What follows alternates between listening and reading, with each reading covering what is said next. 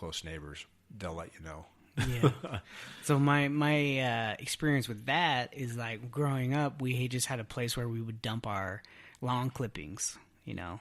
So they would just dump and pile up, and that is what that nasty smell is that anaerobic bacteria.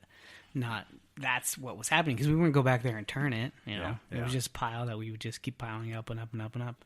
Then we'd have to clean it up, and it just rank. Yeah. Well, and over time, I mean, the positive news on that is that over time, and I mean a long time, year, 2, 3, is that it will give you the soil that you want. But if you want to turn it, you can create that nice, rich, loamy, just straight organic material that's great for plants and everything else within 6 weeks. I mean, it's that fast. But you just have to, I mean, it's a process, you know, and you just have to turn it all the way through the winter, through the rainy times, the snowy times, the hot, blistering times. So you have to invest a little bit of time. So the third phase for me now in composting is exactly that. It's pile everything up and as far away from the house as possible and just kind of let it do its thing. Here's and actually, and then referring back to the podcast before, is go ahead and add some nitrogen. And I'm not talking, you don't have to add urea or anything like some really high level of nitrogen, but add a little bit of fertilizer. It doesn't have to be a lot. It's not going to be expensive, but that will also speed up your composting. It's going to feed the microbes, the right microbes. So it's going to feed them, and they're going to just work for you. They're going to work, and they're going to break that down. So say if you had animals, because that's when you could mix in some manure, right? Yeah. So like if you had a cow, well, if you had a cow, you'd know this already. I mean, you have a cow. But like I was thinking about on a small scale, I have a teeny lot. I'm not going to have no cow. No. So I was thinking maybe chickens. Okay. So then, you got to clean up the chicken waste every once in a while, and I could just add that to the compost pile. Totally. Acts as a fertilizer, and yeah, it organically solves that. And so I don't have to add. I don't really care, though. I'm not organic.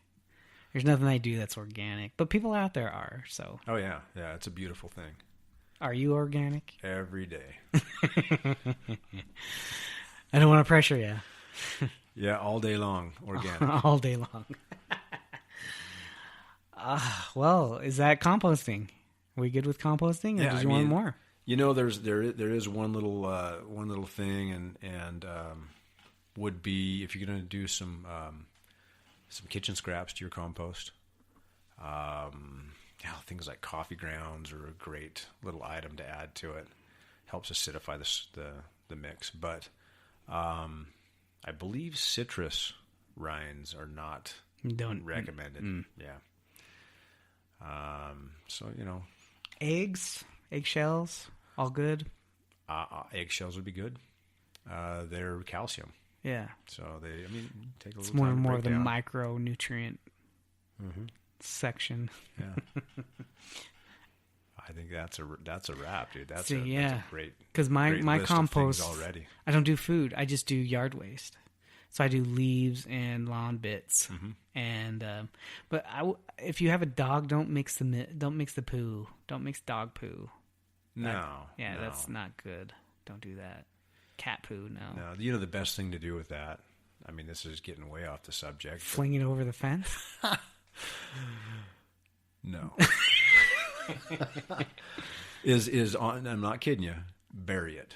Bury it. That's a no-brainer, right? Yeah. Bury it. Then it doesn't stink, and it will break down and feed your plants eventually. Crazy, yeah. Really? Oh, absolutely. So you bury it in your garden? Not the vegetable garden, no. But just around beds. like my viburnums and my shrubs and plants and perennials and whatever. And man, does wonders. Didn't know that. Yep. Of course, I've got a small dog, so like I can't imagine what it would be like with a lab or something, Labrador. Yeah, Great Dane, crapping bigger than your face. Yeah. My rule of thumb is never own a dog you can't boot over the fence. Is that right? Yeah. Of course, I am afraid of big dogs. Einstein is He's fat. Oh, is that what it is? It would be really hard for me to boot him over the fence, but I think I can get it. He's a healthy pup. Yeah, he's an old bird. He's old. He doesn't look it. He looks like a young buck, but man, he's freaking. I mean, he got hit by a car. He has a bad hip. He's getting arthritis. Dude, that sounds like my life. Yeah. Oh, wait, what? Oh yeah. Well, that's for another day, Brad. We'll talk about that another day. Right. That's a good story, though. Yeah, that's awesome. All right. Well, there you go. Composting. Short list compost. Yep. So get out there, compost, rock on, plant on. Babylon. Babylon. I'm going to make it 3.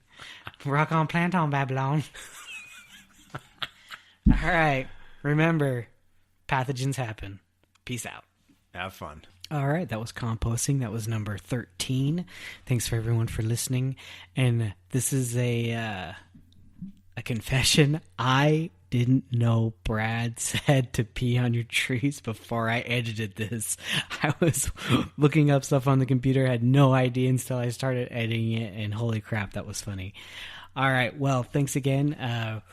Remember, we are at The Horticult on Twitter, and we also have the Facebook page, The Horticult. We should be getting that merch line up pretty soon, so keep your eye out. I'll be advertising when it gets going on Facebook and Twitter. I'll be tweeting it out. So thanks so much for the support.